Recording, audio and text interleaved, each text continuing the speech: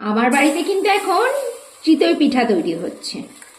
চিতই পিঠা তৈরি করার জন্য আমি কোনো ছাঁচ ব্যবহার করি না। এটা হচ্ছে আমার লোহার কড়াই। ব্যাস, লোহার কড়াইয়ের মধ্যেই আমি চিতই পিঠা তৈরি করি।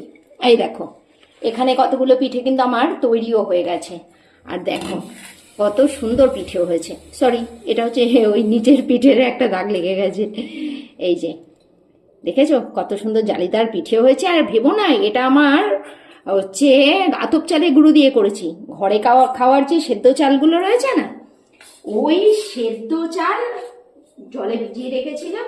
তারপরে মিক্সিতে এই যে এরকম একটা পাতলা পাতলা গোলা গুলে নিয়েছি। এই যে মানে মিক্সিতে আর কি বেটে নিয়েছি, নিয়ে এরকম সরা পিঠে তৈরি করছি। এখন বানাচ্ছি এটাকে, পরে আবার দুধ দিয়ে ভেজাবো। আর কালকে এটা খেতে যা লাগবে না, অসাধারণ। এবছর শুধু এই সরা পিঠে মানে দুধে ভেজানো সরা পিঠে এইটুকুই করছি। আর নতুন সরাও পড়াইনি, কড়াইটা হারিয়ে গেছিল, খুঁজে পেয়েছি। আর খুঁজে যখন অনেকদিন বাদে আমার অমূল্য ধন পেয়ে গেছি, তাদেরকে আর ছাড়া যায় বলো, এটাই তৈরি করে নিচ্ছি।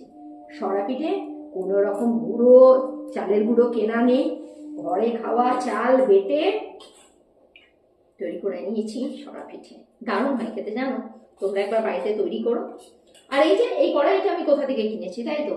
খুব কম দাম। ওই যেখানে সিলভারের বাসন টাসন পাওয়া যায় না, লোহা সিলভারের বাসন টাসন, ওখানে তোমরা এটাই 150-200 টাকার মধ্যে এরকম একটা কড়াই পেয়ে যাবে। কোনো দরকার নেই অনলাইনে গাদা গাদা টাকা খরচ করে নন স্টিকের ওই ছাঁচ পাঁচ কেনা। নর্মালি এরকম একটা কড়াই কিনে নেবেন, এরকম একটা ঢাকনা জোগাড় করে নেবেন, না থাকলেও চলবে। বাড়িতে যদি এরকম এর মাপের কোনো ঢাকনা থাকে সেটা দিয়েও কাজ চালিয়ে